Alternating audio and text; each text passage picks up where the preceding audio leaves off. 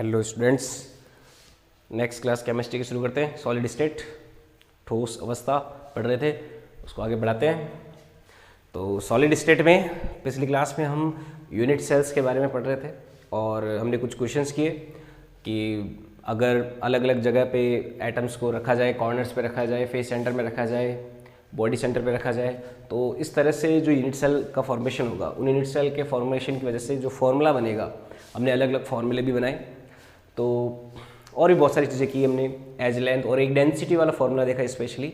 तो डेंसिटी वाले फार्मूले पे मैंने आपको एक क्वेश्चन दिया था, आप में से काफ़ी लोग उस क्वेश्चन को एक दो लोगों ने इसका आंसर भी दिया। क्वेश्चन बड़ा इंटरेस्टिंग है, उस क्वेश्चन को मैं वापस सॉल्व करा देता हूँ।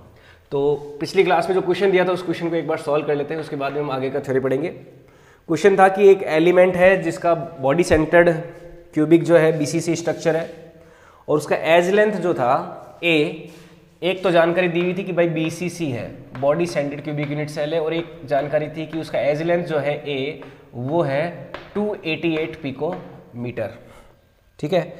और जो डेंसिटी थी उस यूनिट सेल की वो दे रखी थी हमें 7.2 ग्राम पर सेंटीमीटर क्यूब, ये डेंसिटी दे रखी थी। और ये हमसे पूछा गया था कि उसके 208 ग्राम में नंबर ऑफ एटम्स कितने हैं, नंबर ऑफ एटम्स, ये हमसे जानकारी मांगी गई थी। तो ये सवाल था, इस सवाल का हमें आंसर निकालना है।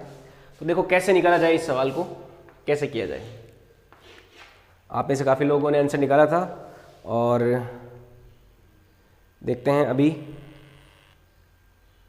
आप में से कोई कमेंट में इसका आंसर बताता है।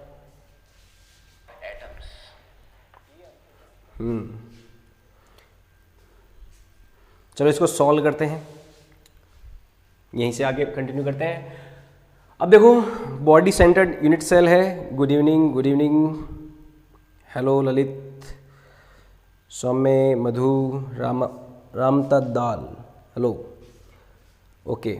इसको आगे कंटिन्यू करते हैं। अब एटम, नंबर ऑफ एटम्स निकालने हैं 208 ग्राम में।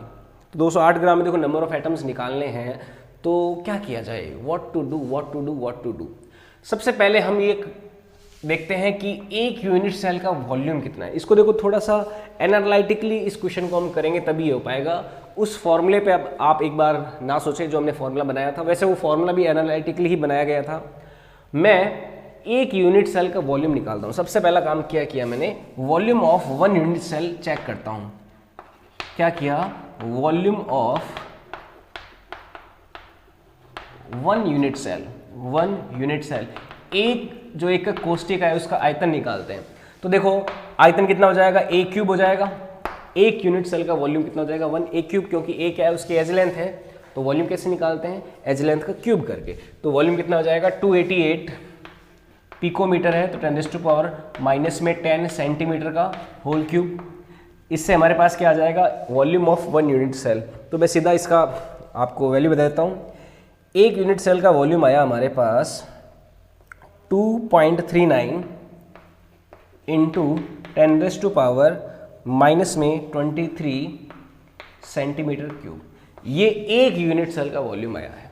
ओके, अब आगे एक यूनिट सेल का वॉल्यूम आ गया सर, ठीक बात। अब क्या किया जाए, मैं 208 ग्राम जो है, 208 ग्राम जो हमने सैंपल लिया है, ये जो भी एलिमेंट है हमारा, उस सैंपल का अगर टोटल वॉल्यूम निकाल लें, हमारे पास डेंसिटी, हमारे पास मास है, तो उस टोटल सैंपल का वॉल्यूम निकाल लेते हैं। तो उससे देखो क्या मिलेगा, हम निकालते हैं उस पूरे टोटल सैंपल का वॉल्यूम। जैसे 208 ग्राम सैंपल लिया मैंने, 208 ग्राम, तो इस सैंपल का वॉल्यूम कितना है ये चेक करते हैं। वॉल्यूम ऑफ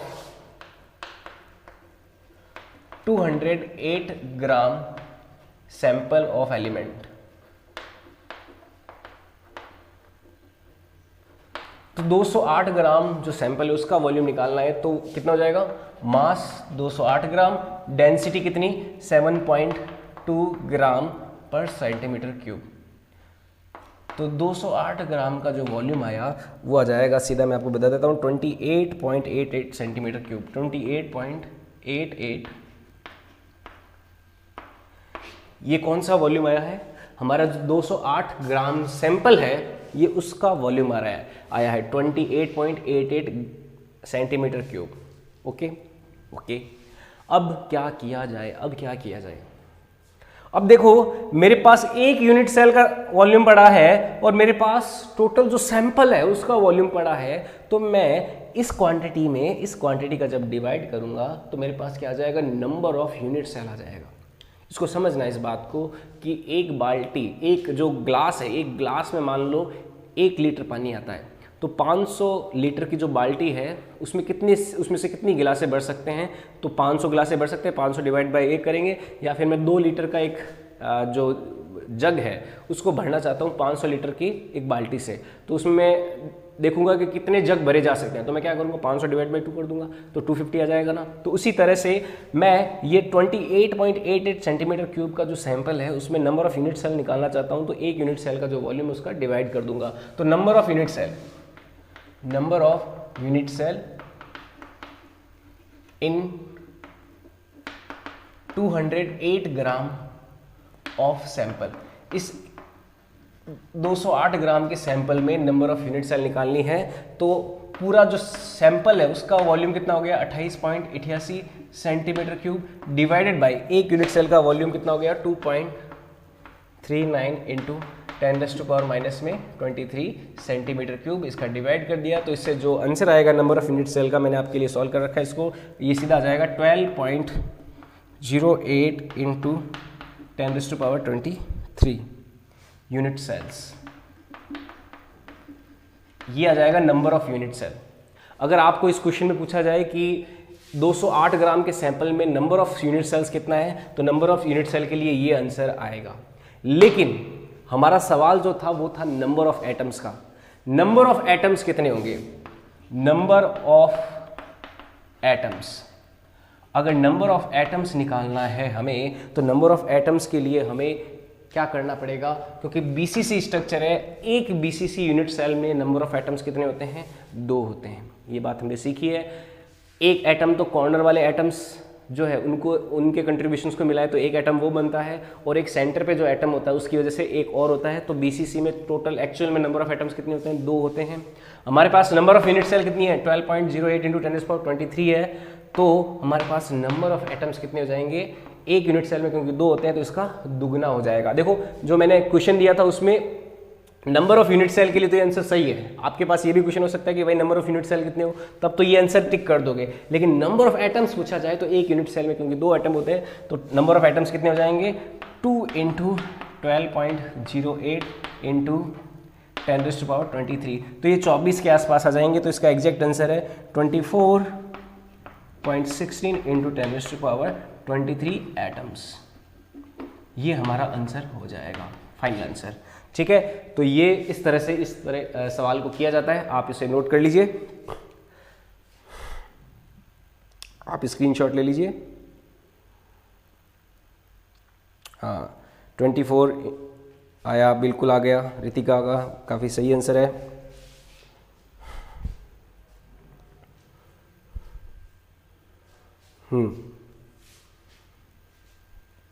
चलो ये सवाल हो गया, इसका स्क्रीनशॉट ले लीजिए। मैं आगे चलता हूँ, आगे और अपन चीज़ें पढ़ते हैं इसको।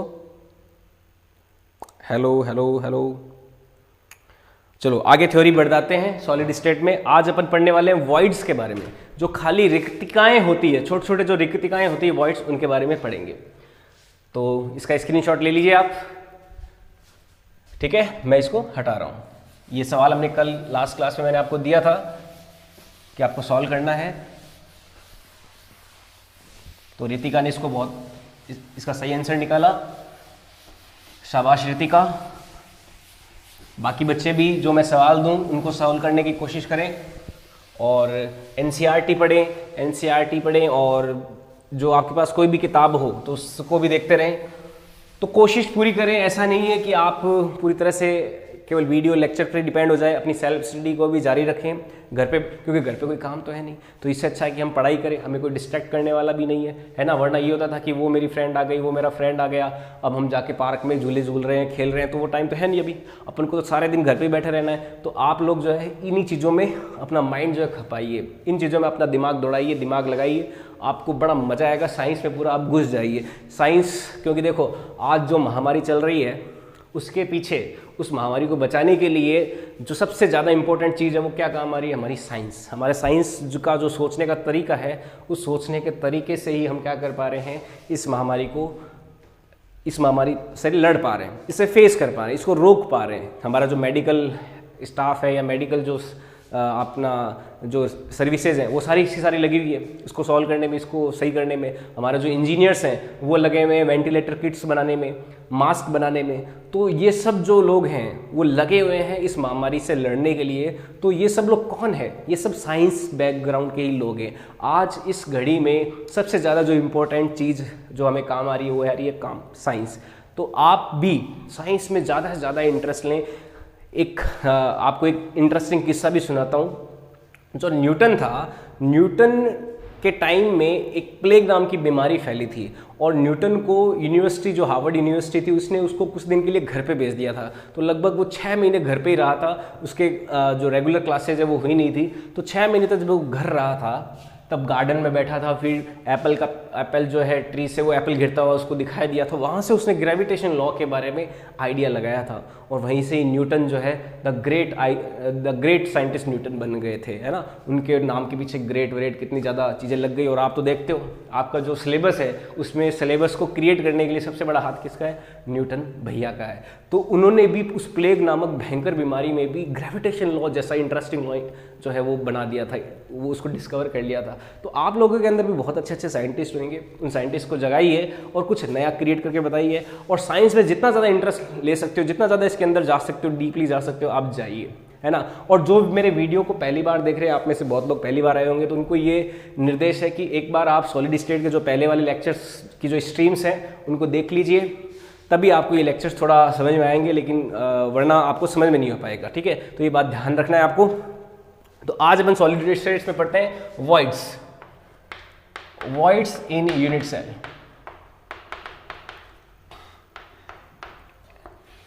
एक कोष्ठिकाओं में रिक्तिकाएं, हिंदी में बोलेंगे इसको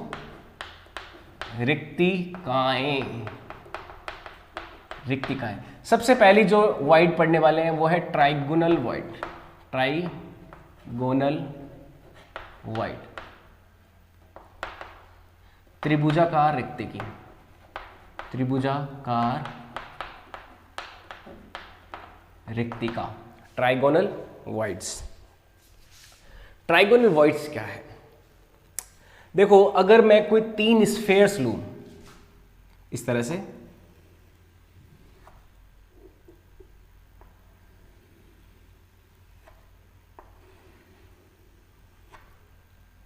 ऐसे, तो 3 स्फेयर्स, 2 स्फेयर्स के बीच में एक स्फेयर रखा हुआ है, तो यहां पे ये जो वॉइड बना है, इस वॉइड को क्या बोलते हैं? ये देखो खाली जगह है ना, इस खाली जगह को बोलते हैं ट्राइगोनल वॉइड।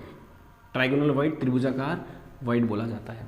जो 3 स्फेयर्स के बीच की जो खाली जगह है उसे हम बोलते हैं ट्राइगोनल वॉइड, त्रिभुजाकार रिक्तिका, ठीक है। और अब यहाँ पे जो दूसरी बात हमें काम की लेनी है वो ये है कि अगर यहाँ पे मैं कोई छोटा सा स्फेयर रखूँ, ये तो देखो बड़े वाले स्फेयर है, लेकिन अगर मैं इनके बीच में कोई स्फेयर रखना चाहूँ तो उस स्फेयर की रेडियस क्या होगी? तो ट्राइगोनल वॉइड जो है उसकी रेडियस क्या होगी वो हमें निकालनी है। तो नेक्स्ट इसमें जो बात निकालते हैं वो निकालते हैं रेडियस ऑफ ट्राइगोनल वॉइड।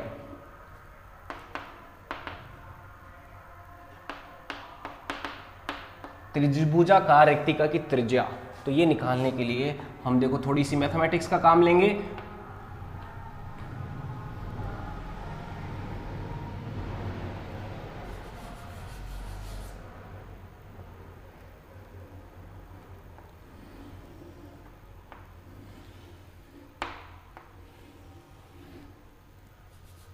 इसको डायग्राम को थोड़ा सा इसको अच्छे से बनाते हैं। मैंने एक ट्राइगोनल वॉइड बनाया पहले और उसके अंदर मैंने एक स्फेयर को रख दिया।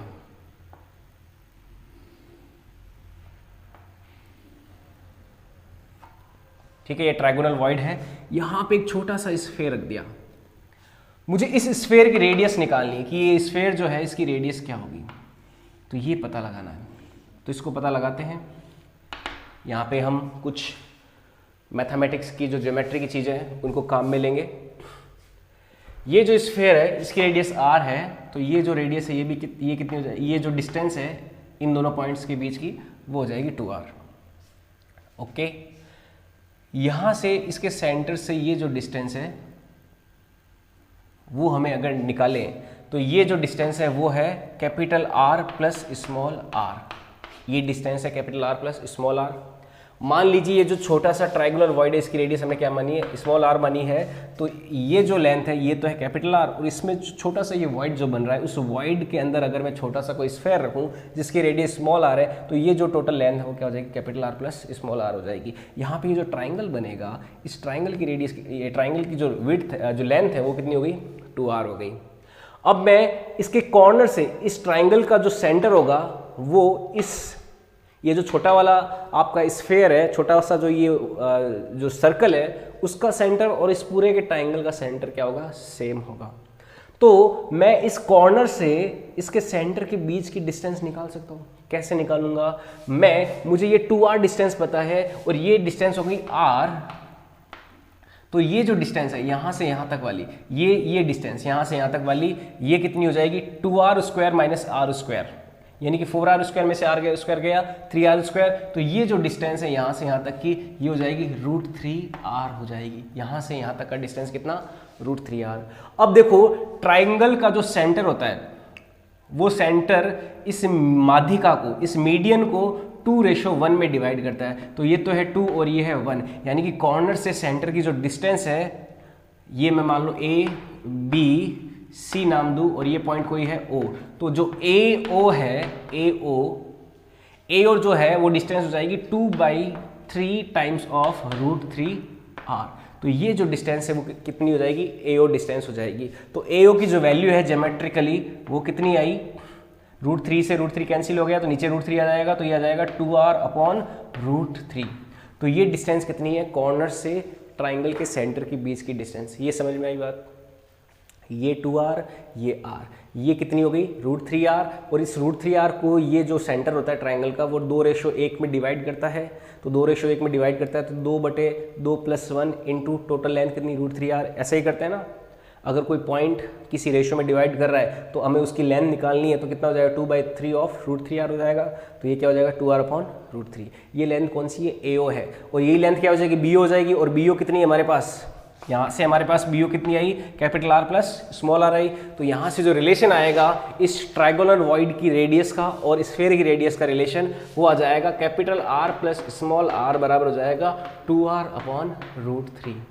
ये रिलेशन आ जाएगा हमारा ट्राइगोनल वॉइड का और जो हमारा स्फीयर है उसकी रेडियस के बीच का। तो इसको हम ऐसे निकाल सकते हैं, स्मॉल r बराबर 2 अपॉन √3 माइनस 1 इंटू r, या फिर small r upon capital R का जो रिलेशन है वो आ जाएगा 2 अपॉन √3 माइनस 1। ये रिलेशन होता है ट्राइगोनल वॉइड में और स्फीयर की रेडियस में संबंध, ठीक है। और इसका अगर मैं एग्जैक्ट न्यूमेरिकल वैल्यू बताऊं आपको, इस पे देखते हैं किसी को डाउट नहीं हो।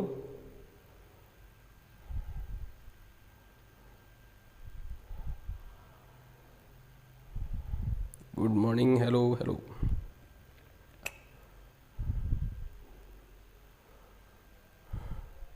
ये रिलेशन आ जाएगा हमारा 2 अपॉन √3 माइनस 1, और इसका जो वैल्यू आता है स्मॉल अपॉन r का वो आता है 0.155 आता है, या फिर जो स्मॉल r है वो कैपिटल R का 0.155 टाइम्स ऑफ r हो जाएगा। ये ट्राइगोनल वॉइड का और हमारी स्फीयर की रेडियस के बीच का रिलेशन होता है। ये ज्योमेट्रिकल डेटा है जिसको हमने अभी डेराइव किया, निकाला। इस वैल्यू को आप याद रखें। जो ट्राइगोनल वॉइड है, जब तीन स्फीयर के बीच में जो छोटा सा वॉइड बनता है, वॉइड यानी कि रिक्तिका यानी कि खाली जगह, उस खाली जगह पे अगर हम कोई छोटा स्फीयर रखें तो उस स्फीयर की रेडियस कितनी होनी चाहिए कि वो एग्जैक्टली फिट हो जाए। तो उस एग्जैक्टली फिट वाले केस में उसका रेडियस कितना होना चाहिए 0.155 टाइम्स कैपिटल R होना चाहिए। तो ये ट्राइगोनल वॉइड के बारे में बात हो गई। इसका स्क्रीनशॉट ले लीजिए, मैं आगे नेक्स्ट टाइप ऑफ वॉइड कराता हूँ आपको।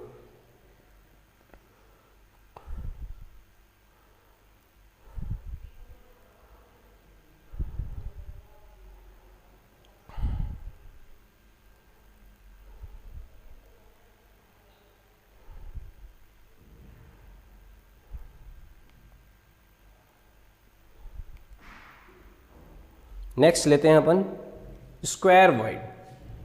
ये तो था ट्राइगोनल वॉइड, अब लेते हैं हम स्क्वायर वॉइड। अगर कोई 4 स्फेयर रखे हुए हो स्क्वायर के कॉर्नर्स पर, तब उसके सेंटर में जो बनने वाला वॉइड होता है वो स्क्वायर वॉइड कहलाता है। तो उसके बारे में पढ़ते हैं।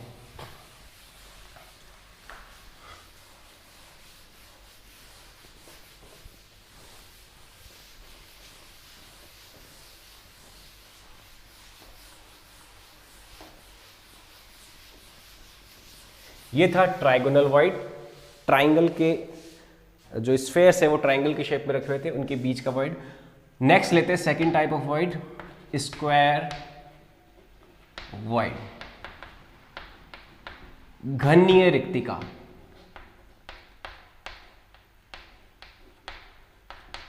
स्क्वायर वॉइड, तो स्क्वायर वॉइड कैसे बनेगा? 4 स्फेयर जो हैं वो एक स्क्वायर के कॉर्नर्स पर हैं ऐसे। तो यहां पे जो ये वॉइड जो होगा ये क्या होगा? हमारा स्क्वायर वॉइड कहलाएगा। ये स्क्वायर वॉइड है ये वाला, ठीक है।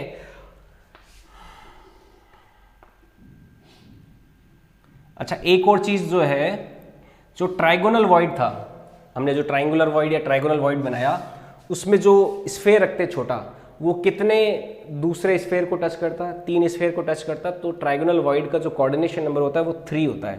और यहाँ पे जो स्क्वायर वॉइड है, स्क्वायर वॉइड में जो छोटा सा स्फेयर रखा वो 4 को टच कर रहा है, तो इसका कोऑर्डिनेशन नंबर कितना है? 4 होता है, ठीक है। अब स्क्वायर वॉइड के लिए भी वही कैलकुलेशन करते हैं कि इसकी रेडियस कितनी होगी छोटे वाले की। तो ये निकालते हैं अपन। मान लीजिए इसका रेडियस स्मॉल है, आर है, और इसका कैपिटल आर है।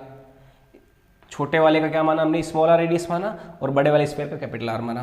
तो इस स्क्वायर की जो भुजा की लंबाई है, जो आर्म की लेंथ है, वो हो जाएगी 2r। ये r और ये r, ये 2r। जो डायगोनल है, ये डायगोनल का जो लेंथ है वो कितना हो जाएगा? √2 टाइम्स ऑफ 2r हो जाता है। अब देखो, जो स्फेयर का सेंटर है, इस स्क्वायर वॉइड के अंदर जो छोटा सा स्फेयर है उसका सेंटर और इस स्क्वायर का सेंटर क्या है? दोनों सेम है। तो ये जो कॉर्नर से यहाँ तक की जो लंबाई है, मैं इसको AO नाम दे दूँ अगर, तो AO को मैं ऐसे लिख सकता हूँ capital R plus small r। एक तो ये लिख सकता हूँ AO को capital R plus small r, और मैं AO को ऐसे भी तो लिख सकता हूँ √2 ऑफ 2r का आधा, हाफ, क्योंकि ये टोटल डिस्टेंस है √2 टाइम्स ऑफ 2r। क्योंकि ये 2r है, ये 2r है, तो ये कितनी हो जाएगी? √2 टाइम्स ऑफ 2r हो जाएगी, है ना। स्क्वायर में जो डायगोनल होता है वो कितना होता है? √2 टाइम्स ऑफ एज लेंथ होता है। तो AO का आधा जो है वही तो क्या हो जाएगा? किनारे से सेंटर के बीच की दूरी, तो वो हो जाएगा √2 टाइम्स 2r अपॉन 2। तो 2 से 2 कैंसिल हो जाएगा, तो ये हो जाएगा √2r। तो AO क्या हो गया? √2r हो गया। और ये कहता है कि r प्लस स्मॉल r है, तो √2r बराबर क्या हो जाएगा? Capital R plus small r हो जाएगा। यानी कि स्मॉल r की वैल्यू हो जाएगी √2 - 1 इंटू कैपिटल R। तो यहाँ से स्मॉल r और कैपिटल R की रेडियस में रिलेशन आ जाएगा।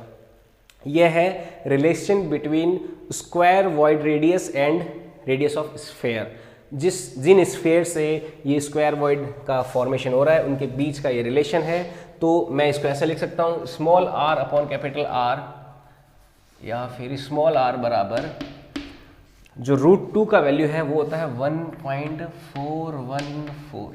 ये आ जाएगा माइनस में 1 इंटू R। 1.414 होता है √2 की वैल्यू। 1.414 में से 1 जाएगा तो R बचेगा, ये हो जाएगा 0.414 इंटू R। तो ये रिलेशन हमारा होता है स्क्वायर वॉइड के अंदर अगर छोटा सा स्फेयर रखा जाए और आसपास के जो स्फेयर्स हैं उनके बीच का रेडियस रिलेशन। तो इसकी वैल्यू कितनी आती है? स्मॉल r बराबर 0.414 टाइम्स कैपिटल R। तो इसमें किसी को डाउट है ट्रायंगुलर वॉइड और स्क्वायर वॉइड में, आप कमेंट सेक्शन में पूछ सकते हो, मैं आपके डाउट्स को क्लियर कर दूंगा, दोबारा एक्सप्लेन कर दूंगा।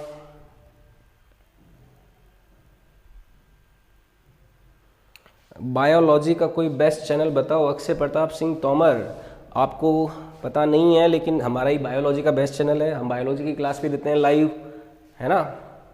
बायोलॉजी भी पढ़ाते हैं, हमारे संजय सर पढ़ाते हैं बायोलॉजी। अभी 6 से 7 जो है बायोलॉजी क्लास होगी, 12th क्लास बायोलॉजी, तो तुम उसको अटेंड कर सकते हो। किसी को कोई डाउट है इसमें?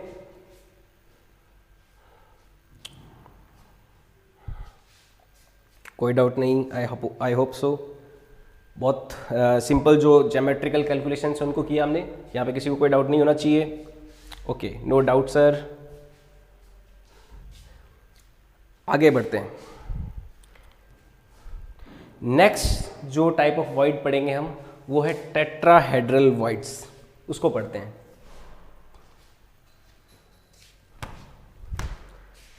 यह है स्क्वायर वॉइड, पहले वाला था ट्राइगोनल वॉइड, अब लेते हैं टेट्राहेड्रल वॉइड।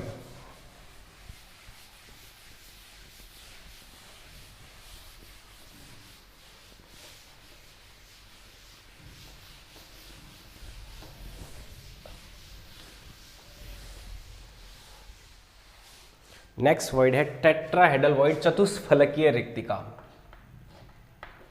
टेट्राहेड्रल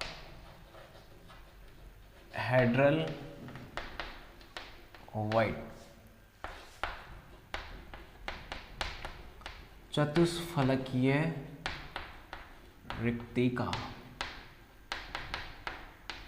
इसे समझते हैं।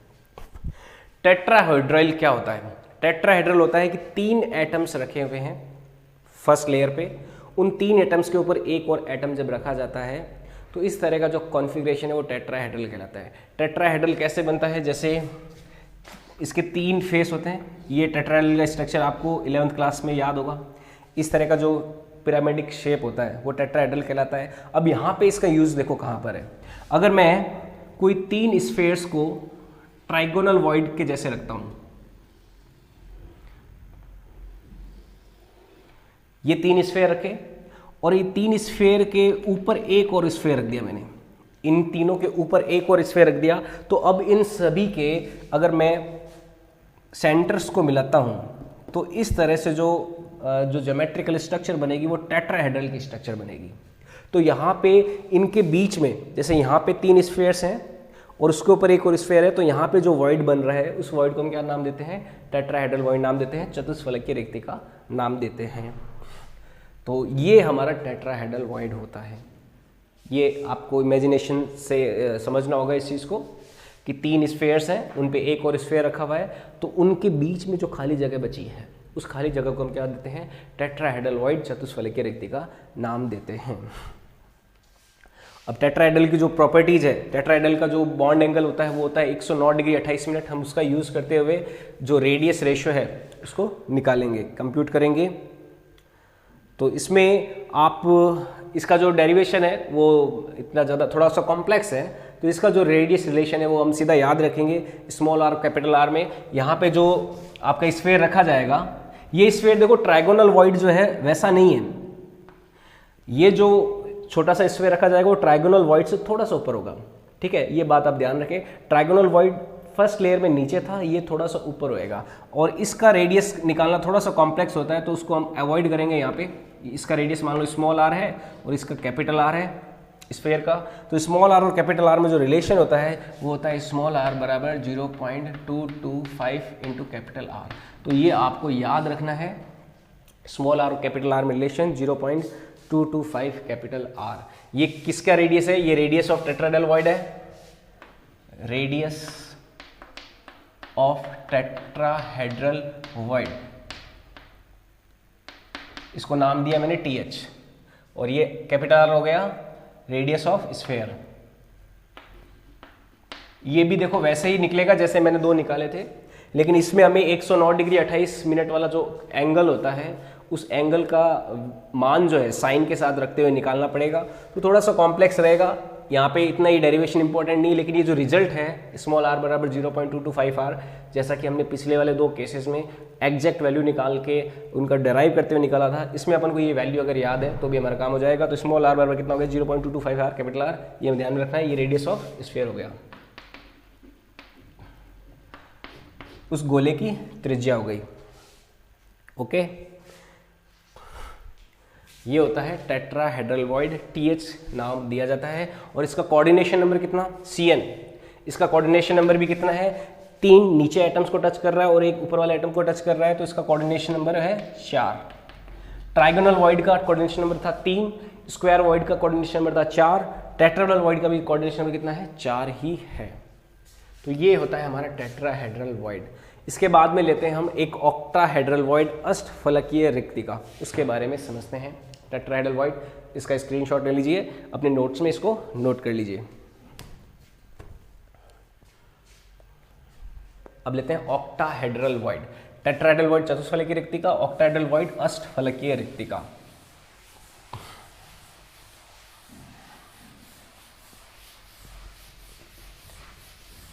इसका एक एनिमेशन स्लाइड भी मैं आपको दिखाऊंगा, जैसे मैंने कल आपको जितने भी यूनिट सेल्स थे उनके बारे में, जो वीडियो का स्टार्टिंग था उसमें मैंने आपको बहुत सारे एनिमेशंस दिखाए थे, तो उससे यूनिट सेल के बारे में आपको काफ़ी आइडिया क्लियर हो गए थे।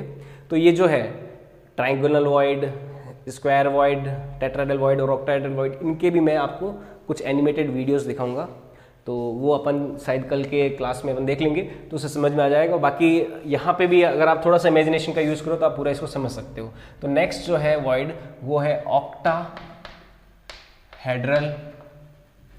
वॉइड अष्टफलकीय रिक्तिका।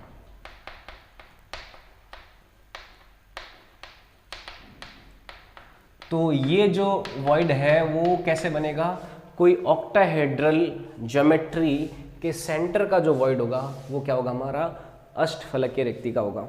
अच्छा, ऑक्टाहेड्रल ज्योमेट्री कैसी होती है, कुछ इस तरह से होती है, ऊपर भी पिरामिड, नीचे भी पिरामिड, ऊपर भी पिरामिड और नीचे भी पिरामिड, इस तरह का जो शेप होता है वो क्या कहलाता है, ऑक्टाहेड्रल कहलाता है। ये क्या है, ऊपर 4 फेस है, आगे पीछे दाएं बाएं और नीचे भी 4 फेस है, तो इस तरह का ज्योमेट्री हमारा ऑक्टाहेड्रल ज्योमेट्री कहलाता है। तो यहाँ पे देखो, मैं ऑक्टाहेड्रल अगर बात करूँ ऑक्टाहेड्रल वॉइड की, तो ऑक्टाहेड्रल वॉइड में क्या होता है, मैं 4 स्फीयर बनाता हूं।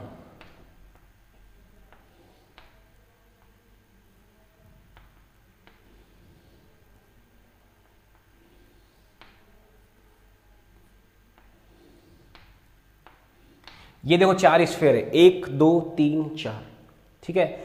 इन 4 स्फीयर्स के ऊपर भी 4 स्फीयर रख दिया जाए इस तरह से, या फिर इनके नीचे में 4 स्फीयर और रख देता हूं।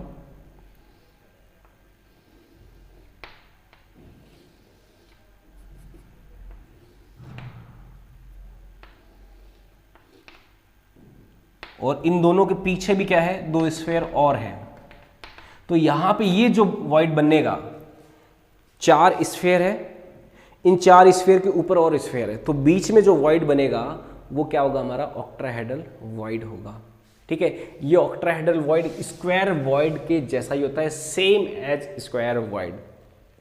तो ऑक्टाहेड्रल वॉइड में स्क्वायर वॉइड के जैसा ही होता है। इस ऑक्टाहेड्रल वॉइड को हम एक और तरीके से ऑब्जर्व कर सकते हैं कि एक एटम यहाँ पे है, एक एटम यहाँ पे है, एक आगे है, एक पीछे है, एक ऊपर है और एक नीचे है, तो बीच में बनने वाला जो वॉइड है वो कौन सा है, ऑक्टाहेड्रल वॉइड है।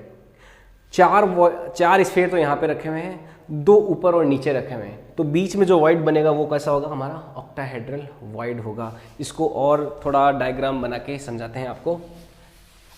जैसे ये 4 स्फीयर्स हैं, ये 4 स्फीयर्स हैं, 2 आगे 2 पीछे। अब इसके नीचे एक स्फीयर रख देता हूं और इसके एक ऊपर रख देता हूं, तो यहां पे जो बीच में जो बनेगा वॉइड वो हमारा क्या होगा, ऑक्टाहेड्रल वॉइड होगा। इसको OV नाम दिया जाएगा। अच्छा, ऑक्टाहेड्रल वॉइड और स्क्वायर वॉइड क्या सेम नहीं हो जाएंगे, क्योंकि देखो स्क्वायर वॉइड भी 4 स्फीयर से मिलके बनता है और ऑक्टाहेड्रल वॉइड भी क्या हो रहा है, यहाँ पे 4 स्फीयर्स से मिलके बन रहा है। तो octahedral void and square voids are same, ये पॉइंट हम एक ध्यान में रखेंगे। Octahedral void and square void are same. तो ऑक्टाहेड्रल वॉइड और स्क्वायर वॉइड सेम है, तो ऑक्टाहेड्रल वॉइड की जो रेडियस है स्मॉल r वो क्या हो जाएगी, 0.414 ऑफ कैपिटल R ही हो जाएगी। जैसा कि हमने स्क्वायर वॉइड के लिए रिलेशन निकाला था, स्मॉल r बराबर कैपिटल R कितना, 0.414 ऑफ कैपिटल R। इसका मैं आपको एक एनिमेशन दिखाऊंगा कल के वीडियो में, तो उससे आपको ऑक्टाहेड्रल वॉइड का और अच्छा फीलिंग आएगा। ऑक्टाहेड्रल वॉइड में आप ये बात ध्यान में रखें, 4 स्फीयर्स रखे हुए हैं, उनके सेंटर में एक स्फीयर ऊपर रख दिया और सेंटर में एक स्फीयर नीचे रख दिया, तो बीच में जो वॉइड बनेगा वो क्या होगा, ऑक्टाहेड्रल वॉइड होगा। अब आप मुझसे ये पूछोगे कि कहाँ पे ऑक्टाहेड्रल वॉइड होता है, कहाँ पे स्क्वायर वॉइड होता है। तो देखो स्क्वायर वॉइड तो 2D स्ट्रक्चर्स में काम आते हैं, लेकिन 3D स्ट्रक्चर में वो क्या बन जाएगा, ऑक्टाहेड्रल वॉइड बन जाएगा। ट्राइगोनल वॉइड 2D स्ट्रक्चर्स में काम आते हैं, लेकिन जो 3D स्ट्रक्चर है वहाँ पे ये क्या बन जाते हैं, टेट्राहेड्रल वॉइड्स बन जाते हैं। यहाँ पे जो ऑक्टाहेड्रल वॉइड्स है वो कितने एटम्स को टच कर रहा होगा, 1 2 3 4, तो ये वाले और 2 ऊपर वाले, तो 6 एटम्स को टच करता है हमारा एक ऑक्टाहेड्रल वॉइड। एक ऑक्टाहेड्रल कितने को टच करता है, 6 एटम्स को टच करता है, 4 तो हॉरिजॉन्टल वाले और 2 ऊपर और नीचे वाले। तो इनका जो कोऑर्डिनेशन नंबर है CN वो कितना हो जाएगा, 6 हो जाएगा। तो ऑक्टाहेड्रल वॉइड का कोऑर्डिनेशन नंबर कितना, 6 होता है। ये बात आप नोट कर लीजिए। sp3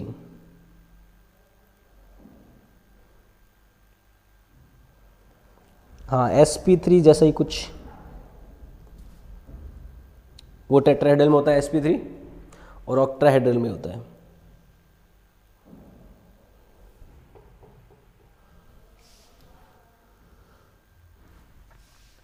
ये है हमारा ऑक्टाहेड्रल वॉइड। ठीक है, अब एक और लेते हैं क्यूबिकल वॉइड।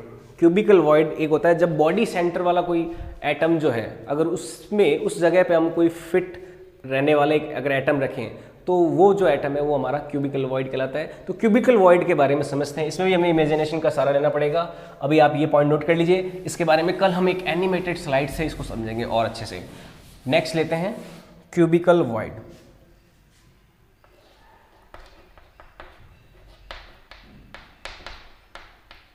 घनीय रिक्तिका। क्यूबिकल वॉइड क्या होता है, अगर मैं एक वापस सिंपल क्यूबिक यूनिट सेल बनाऊं, यहां पे ड्रॉ करता हूं सिंपल क्यूबिक यूनिट सेल,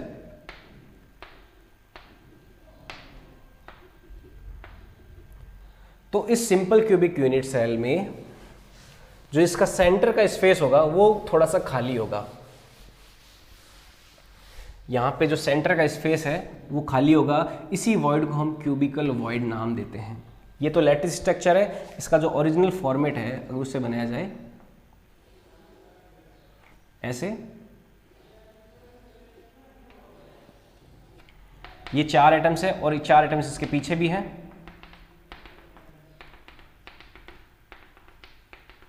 तो ये जो स्क्वायर वॉइड है, इस स्क्वायर वॉइड के बीच में और सेंटर में अंदर जाते हुए जो वॉइड बना वो हमारा क्या कहलाएगा, क्यूबिकल वॉइड कहलाएगा। क्यूबिकल वॉइड को देखो समझना, 2 स्फेयर यहाँ पे, 2 स्फेयर यहाँ पे, इनके ऊपर फिर 2 स्फेयर, इसके पीछे भी 2 स्फेयर, तो यहाँ पे जो सेंटर में जो एक वॉइड बन रहा है वो क्या कहलाता है, हमारा क्यूबिकल वॉइड कहलाता है।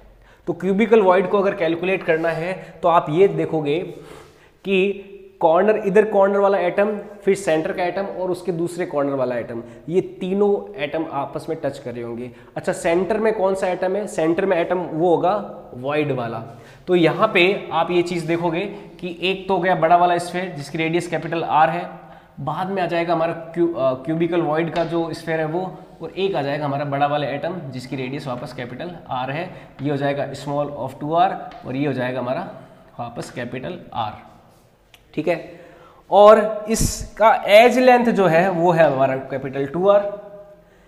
इस जो यूनिट सेल है इसका एज लेंथ 2r है।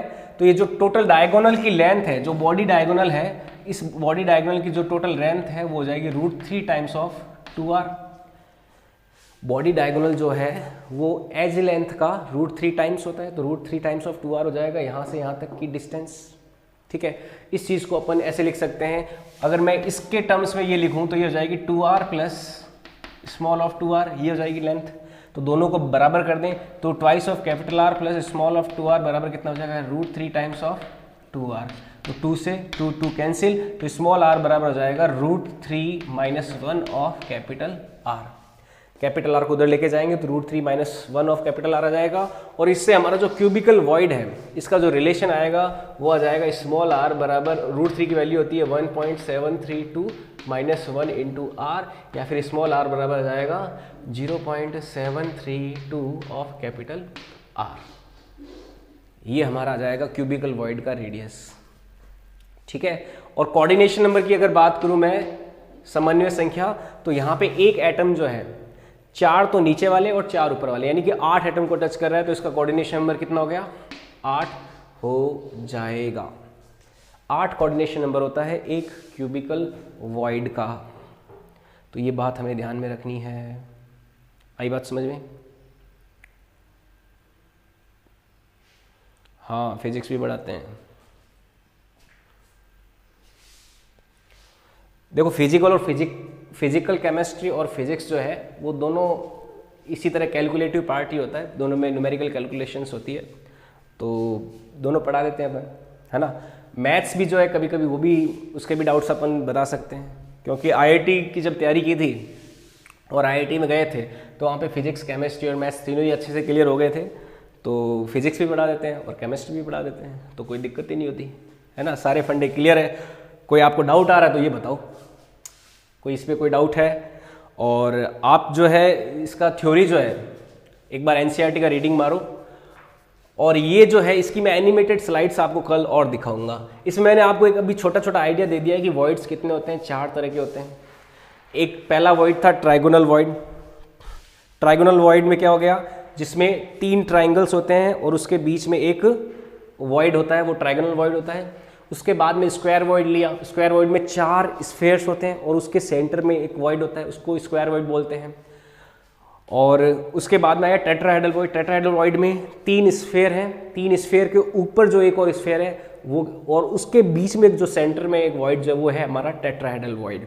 और उसके बाद में हमारा आया ऑक्टाहेड्रल वॉइड। ऑक्टाहेड्रल वॉइड क्या हो गया, 4 एटम्स रख दिए, उनके ऊपर एक एटम रखा, एक ऊपर और एक नीचे, तो बीच में जो वॉइड बना वो क्या हो गया हमारा ऑक्टाहेड्रल वॉइड। और उसके बाद में आता है क्यूबिकल वॉइड। 4 एटम्स और उसके ऊपर फिर 4 एटम्स, और जो सेंटर में वॉइड बन रहा है वो है हमारा क्यूबिकल वॉइड। इनके आपको 2 चीज़ें हमेशा याद रखनी है। एक तो याद रखना है इनका रेडियस रेशियो, जो हमारा स्मॉल वॉइड है और कैपिटल स्मॉल वॉइड और जो हमारा स्फेयर है बड़ा वाला, उन दोनों में जो रिलेशन है वो याद रखना है। सबसे पहले ट्राइगोनल वॉइड की बात करें। ट्राइंगुलर वॉइड या ट्राइगोनल वॉइड में जो रेडियस रेशियो आया स्मॉल आर और कैपिटल आर का, वो आया 0.155 आया। ये किस में आया हमारा ट्राइगोनल वॉइड में। दूसरा हमारा क्यूबिकल वॉइड में जो रेडियस रेशियो आया स्मॉल आर और कैपिटल आर का, वो आया 0.414 आया, या फिर √2-1 आया था, तो 0.414 किस में आया, स्क्वायर वॉइड में आया। तीसरा रिजल्ट हमारा टेट्राहेड्रल वॉइड के लिए। टेट्राहेड्रल वॉइड का जो रिजल्ट है वो हमें सीधा याद रखना है, क्योंकि कैलकुलेट करना वो थोड़ा कॉम्प्लेक्स होता है। हम अगर याद रखते हैं तो हमारे लिए क्वेश्चन आसान हो जाएगा, क्योंकि उसके कभी भी उसका डेरिवेशन जो है आपको कभी भी नहीं पूछा जाएगा। तो टेट्राहेड्रल वॉइड के लिए जो रेशियो है वो आया था small R upon capital R बराबर आता है 0.225 ऑफ कैपिटल आर, तो वो आया था हमारे लिए टेट्राहेड्रल वॉइड का। उसके बाद में मैंने आपको ऑक्टाहेड्रल बताया। ऑक्टाहेड्रल वॉइड और स्क्वायर वॉइड क्या होते हैं, सेम होते हैं। तो ऑक्टाहेड्रल वॉइड और स्क्वायर वॉइड का भी जो रेडियस रेशियो वो कितना आया, 0.414 ऑफ कैपिटल आर ही आया। और उसके बाद में लिया हमने क्यूबिकल वॉइड। क्यूबिकल वॉइड के लिए आया 0.732 ऑफ कैपिटल आर। ये क्यूबिकल वॉइड का रेडियस रेशियो आया, ठीक है। और कोऑर्डिनेशन नंबर की बात करें, ट्राइगोनल वॉइड है उसमें होता है 3 स्फेयर टच करते हैं पास वाले, तो उसमें ट्राइगोनल वॉइड में जो कोऑर्डिनेशन नंबर है वो होता है 3। और स्क्वायर वॉइड की बात करें, स्क्वायर वॉइड में 4 एटम टच करते हैं पास वाले, तो स्क्वायर वॉइड में कोऑर्डिनेशन नंबर हो गया 4। और उसके बाद में बात करें ऑक्टाहेड्रल, तो ऑक्टाहेड्रल में 6 एटम टच करते हैं, 4 तो वो जिस लेयर में है 4 वो एटम, और ऊपर और नीचे वाले 2, तो टोटल 6 एटम टच करते हैं। तो ऑक्टाहेड्रल वॉइड का हो गया कोऑर्डिनेशन नंबर 6। उसके बाद में आता है क्यूबिकल वॉइड। क्यूबिकल वॉइड का कोऑर्डिनेशन नंबर हो गया 8, क्योंकि 4 नीचे वाली लेयर के और 4 ऊपर वाली लेयर के, तो टोटल 8 एटम्स जो है वो टच कर रहे हैं। तो इसमें कोऑर्डिनेशन नंबर कितना आ गया, 8 आ गया ऑक्टाहेड इसमें क्यूबिकल वॉइड में, ठीक है। तो ये बात हमें ध्यान रखनी है। यहाँ पे देखो क्या हो रहा है, रेडियस रेशियो पहले है 0.155। मैं इसकी एक टेबल बना देता हूँ आपके सामने। ये टेबल आपको अपने नोट्स में भी बनाए रखनी है, जिसको आपको ध्यान रखना है, याद रखना है।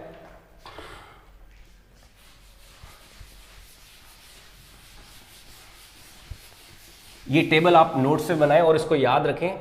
रेडियस रेशियो, यहाँ पे तो पहले तो लिखेंगे ratio, radius ratio small R upon capital R का, और यहाँ पे लिखेंगे कोऑर्डिनेशन नंबर। ये 2 जानकारियों की एक टेबल बनाते हैं अपन। सबसे पहले जो वॉइड है, सबसे पहले वॉइड है ट्राइगोनल वॉइड। ट्राइगोनल वॉइड का जो रेडियस रेशियो होता है वो आया था 0.155, ये आया था, ये ट्राइगोनल वॉइड के लिए आया था। कोऑर्डिनेशन नंबर कितना आया था हमारा, 3 आया था, 3 आया था ट्राइगोनल वॉइड के लिए।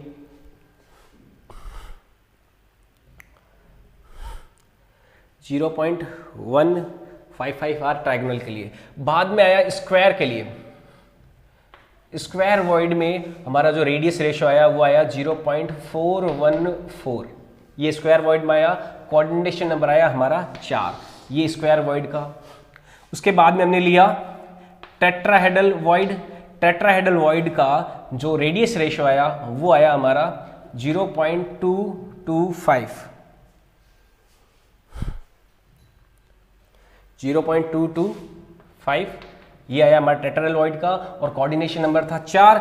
उसके बाद में आया हमारा ऑक्टाहेड्रल वॉइड। ऑक्टाहेड्रल वॉइड में हमारा जो रेडियस रेशियो आया वो आया था, वही सेम स्क्वायर वाले लिया था हमने 0.414, और कोऑर्डिनेशन नंबर था इसमें 6 ऑक्टाहेड्रल वॉइड में। और उसके बाद में आया हमारा क्यूबिक का जो रेशियो आया वो आया 0.732, और इसका कोऑर्डिनेशन नंबर है 8। ठीक है, तो ये बात हमें ध्यान में रखनी है। देखो स्क्वायर और ऑक्टाहेड्रल वॉइड जो होते हैं लगभग सिमिलर होते हैं, इनमें कोई चेंज, इसमें कोई डिफरेंस नहीं होता। ट्राइगोनल, टेट्राहेड्रल, ऑक्टाहेड्रल और क्यूबिक, ये मेनली 4 वॉइड्स पाए जाते हैं। अब देखो यहाँ पे कोऑर्डिनेशन नंबर 3 है, यहाँ पे 4 है, यहाँ पे 6 है, यहाँ पे 8 है। जैसे जैसे जैसे कोऑर्डिनेशन नंबर बढ़ रहा है वैसे वैसे देखो रेडियस रेशियो भी बढ़ रहा है, 0.155, 0.225, 0.414, 0.732।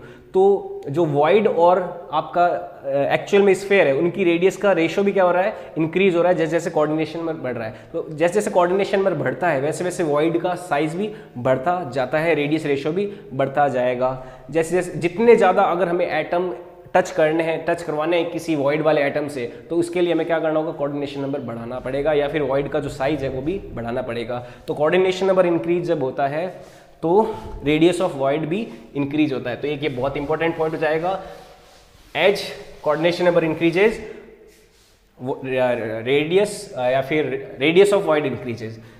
कोऑर्डिनेशन नंबर जब इंक्रीज होता है तो जो रेडियस ऑफ वॉइड है, रेडियस ऑफ वॉइड वो भी क्या हो जाएगी, हमारी इंक्रीज हो जाएगी। तो ये एक काम का पॉइंट हमारे लिए हो जाएगा।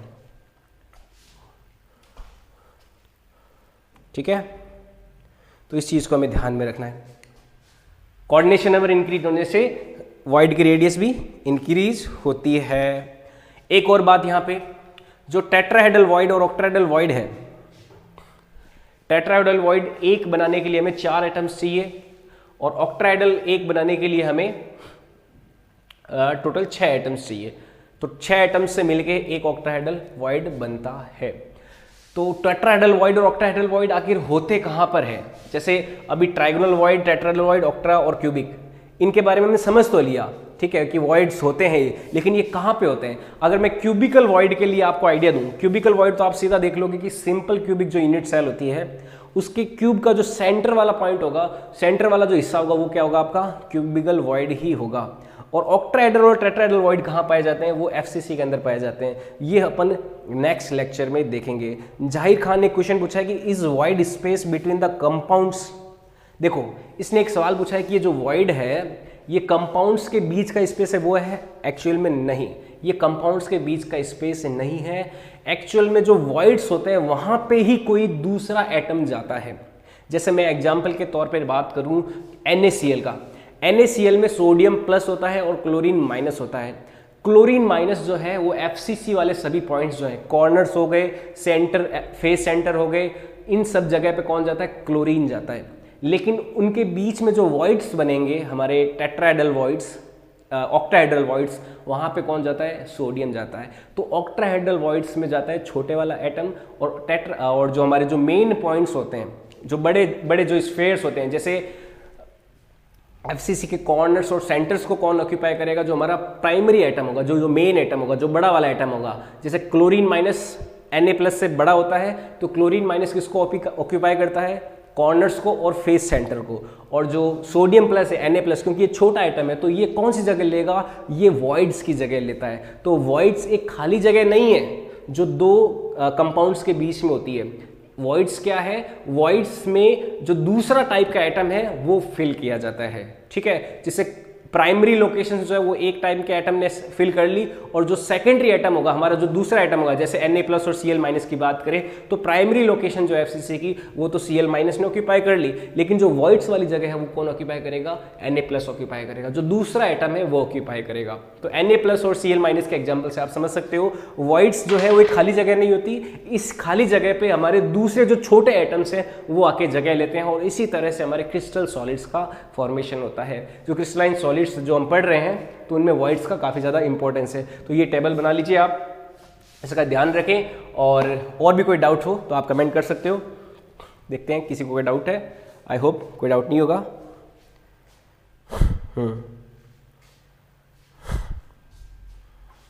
ओके, समझ में आ गया। चलो, तो ये हमने आज वॉइड्स के बारे में पढ़ा। कल मैं क्लास स्टार्ट करते ही सीधा आपको कुछ एनिमेशन स्लाइड्स दिखाऊंगा, जिससे हम वो इन सभी वॉइड्स को क्रिएटिवली एकदम ब्रेन से विजुलाइज कर पाएंगे कि एक्चुअल में ये होते क्या हैं। अभी तो मैंने आपको एक बोर्ड पे रफ स्केच बना के समझाने की कोशिश की, लेकिन कल मैं आपको एनिमेशन जो है उनका सहारा लेते हुए इनको समझाऊंगा। इससे आपको एकदम क्लियर हो जाएगा कि ट्राइगोनल वॉइड, स्क्वायर वॉइड, ये सारे क्या होते हैं, टेट्राहेड्रल, ऑक्टाहेड्रल, सारे वॉइड्स क्या होते हैं, आपको एकदम पूरी तरह से क्लियर हो जाएगा। और धीरे धीरे बाद में जब आगे हम जो पैकिंग है उसको जब पढ़ेंगे तो और ज़्यादा हम इन चीज़ों का यूज़ करेंगे, इन चीज़ों को देखेंगे, तो वहाँ पे भी आप इसको और अच्छे से समझ जाओगे। तो आज के इस लेक्चर में इतना ही। थोड़ी देर बाद में बायो की क्लास शुरू हो जाएगी, और आप सभी लोग बायो में भी अटेंड करें उसको, और उसको भी अच्छे से समझें, और घर पे पूरा सिंसियरिटी से जो नोट्स बनाने वाली प्रक्रिया है और जो भी आपका एक स्केड्यूल रहता है उसको सिस्टमेटिकली बना लें, और इन लेक्चर के साथ स्टिक रहें। ऐसा नहीं है कि एक दिन मिस कर दिया तो आप सोचो कि रिकॉर्डेड पढ़ा उसको देख लें, नहीं, ऐसा मत करो। लाइव लेक्चर्स देखो, उसका बहुत बेनिफिट मिलता है। आप हाथों हाथ डाउट पूछते हो, आपका डाउट का समाधान हो जाता है। तो लाइव लेक्चर्स में ही ज़्यादा से ज़्यादा जुड़े, ऐसा नहीं है कि रिकॉर्डेड लेक्चर्स को देखें। रिकॉर्डेड लेक्चर्स में आपने एक बार अगर मान लो आलस कर लिया तो बहुत सारे रिकॉर्डेड लेक्चर्स जो है वो पीछे ही रह जाएंगे। बाद में जब ऐसा लगेगा कि 10-15 लेक्चर रिकॉर्डेड वो देखने पड़ेंगे अगर लाइव लेक्चर अटेंड करना है, तो आप जो डिमोरलाइज हो जाओगे, तो हो सकता है कि आपकी पढ़ाई जो है बीच में ही छूट जाए, है ना। तो वैसा अपन को करना नहीं है कुछ भी, अपन को लाइव लेक्चर्स के साथ अटेंटिवली हमेशा रहना है। तो अपना टाइम टेबल बनाओ फिक्स। हम लोग सभी जो है 3 से 4 मैथ्स का क्लास होता है, 4 से 5 फिजिक्स 12th का क्लास होता है, 5 से 6 केमिस्ट्री का फिजिक्स का क्लास होता है, 6 से 7 बायोलॉजी 12th का क्लास होता है।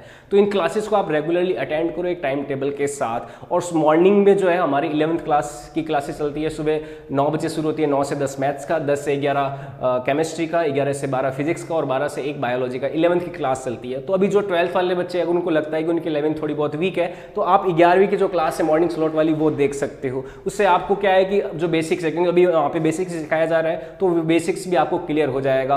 और जो नीट वाले बच्चे हैं या फिर टारगेट IIT के बच्चे हैं जो 11वीं 12वीं पास कर चुके हैं और वो तैयारी कर रहे हैं, तो आप दोनों स्लॉट्स की क्लासेस को जरूर अटेंड करो, क्योंकि दोनों क्लास से 8 क्लासें हो जाएगी आपके लिए। तो 8 क्लासें का बहुत अच्छा इंपॉर्टेंस रहेगा, और सिलेबस भी जो है वो बहुत जल्दी अपना पूरा हो जाएगा, और आपकी जो तैयारी है वो रुकेगी नहीं, है ना। इससे जो कमजोर बच्चे जिनको लगता है कि 11वीं 12वीं उनकी अच्छे से नहीं हुई है, तो अच्छे से अभी हो जाएगी। हम पूरा प्रयास कर रहे हैं कि जितने अच्छे एक्सप्लेनेशन की टेक्निक्स होती है उनका सहारा लें और आपके तक हम पहुंचते रहे। ठीक है, तो आज के लेक्चर में अपने इतना ही रखेंगे। बने रहिए और अपने दोस्तों को भी इसके बारे में बताइए, हम इतना आपके लिए कर रहे हैं, तो आप भी अपने दोस्तों को बताइए कि ज़्यादा से ज़्यादा आप बच्चों को जोड़िए। जितने भी बच्चे देख रहे हैं कोशिश कीजिए कि आप 10-10 लोगों को कॉल करें, उनको बताएं हमारे इस चैनल के बारे में, साइटोन एजुकेशन के बारे में, जिसमें हम आपको लाइव क्लासेस दे रहे हैं। तो आज के लिए इतना ही, थैंक यू वेरी मच। और रेगुलरिटी रखें, सिंसियरिटी रखें, और देखते रहिए साइटोन एजुकेशन।